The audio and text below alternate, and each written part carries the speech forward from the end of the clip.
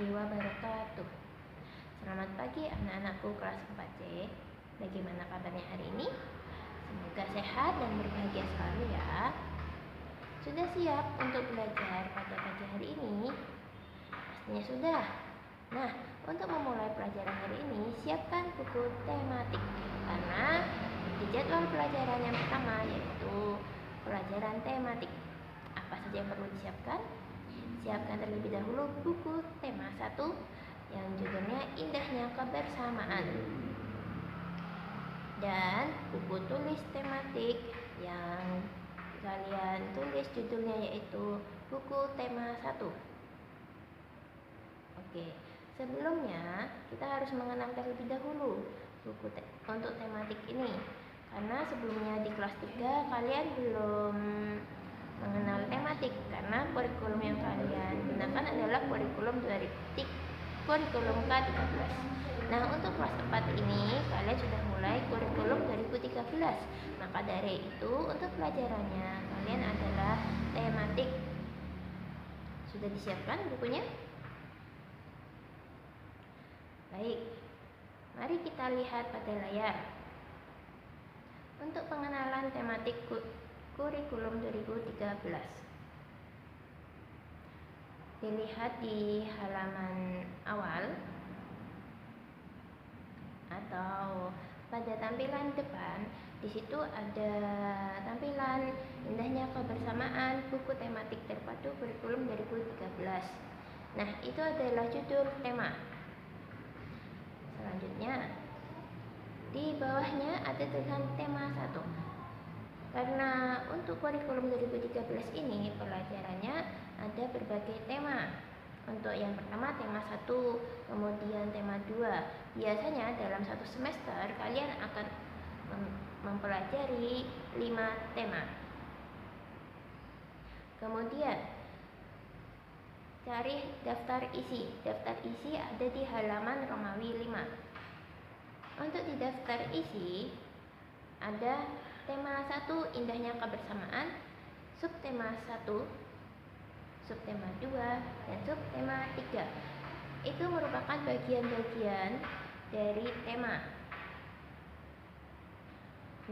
Untuk subtema 1 Keberagaman Budaya Bangsaku, subtema 2 Kebersamaan dalam Keberagaman, dan subtema 3 Bersyukur dalam Keberagaman. Nah, kita lanjut. Dalam pelajaran pada tematik ini ada beberapa pelajaran yang kalian akan dapatkan. Pertama PPKN, Bahasa Indonesia, Matematika, IPA, IPS, SBDP, dan PJOK. Nah, kalau sebelumnya kalian mempelajari PPKN, Bahasa Indonesia, Matematika, dan lain-lain itu terpisah-pisah dengan buku yang terpisah-pisah, untuk kurikulum 2013 ini kalian akan mempelajarinya secara menyatu pada buku tematik.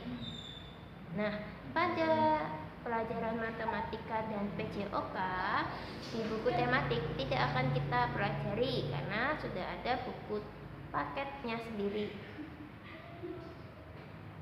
Kemudian kita akan masuk pada pelajaran tema 1 Indahnya Kebersamaan dengan subtema 1 Keberagaman Budaya Bangsaku. Silakan dilihat pada halaman berikutnya. Nah, kita akan mengenal tentang gagasan. Biasanya pada setiap bacaan itu terdiri dari beberapa paragraf. Nah, setiap paragraf memiliki gagasan pokok maupun gagasan pendukung. Untuk gagasan pokok itu adalah ide utama yang dibahas dalam suatu bacaan, dapat berupa kalimat inti atau berupa pokok paragraf. Nah, gagasan pokok ini biasa juga disebut dengan gagasan utama, ide pokok atau pokok pikiran. Nah, dan gagasan pokok ini biasanya terletak di awal atau di akhir atau di tengah paragraf. Kemudian setelah gagasan pokok ada gagasan pendukung. Gagasan pendukung ini adalah uraian atau tambahan informasi untuk gagasan pokok. Gagasan pendukung ini juga bisa disebut dengan gagasan penjelas, yaitu menjelaskan gagasan pokok. Nah, dilihat pada buku tema ada teks paragraf. Bisa juga kalian lihat di layar bahwa untuk teks paragraf pawai budaya, perhatikan pada paragraf pertama. Pawai budaya sangat menarik bagi warga Kampung Babakan. Pawai ini selalu menampilkan keberagaman budaya bangsa. Udin dan teman-teman tidak pernah bosan menanti rombongan pawai lewat. Tahun ini mereka datang ke alun-alun untuk melihat pawai tersebut. Kakek Udin pun terlihat sabar menanti. Terdengar suara gendang yang menandakan rombongan pawai semakin dekat. Nah, di sini kita akan mencari gagasan pokok dan gagasan pendukung. Untuk menemukan gagasan pokok, temukan terlebih dahulu kalimat utama.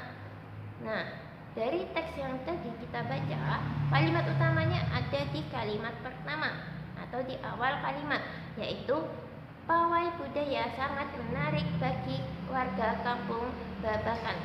Untuk gagasan pokoknya adalah pawai budaya di Kampung Babakan.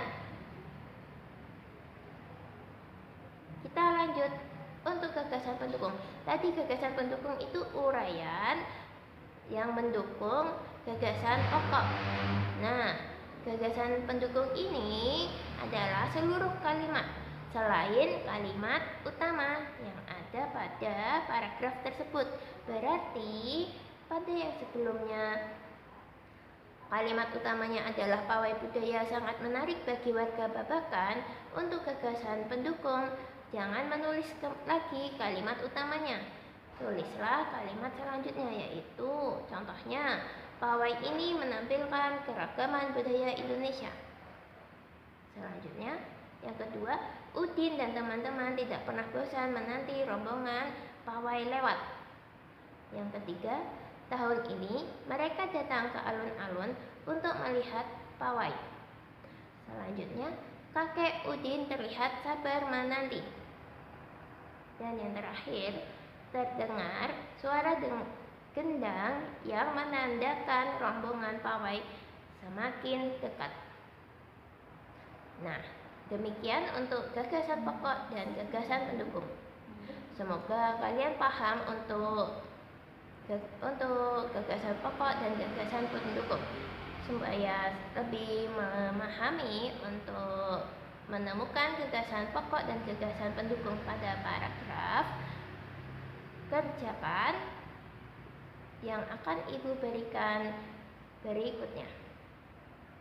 Terima kasih. Assalamualaikum warahmatullahi wabarakatuh.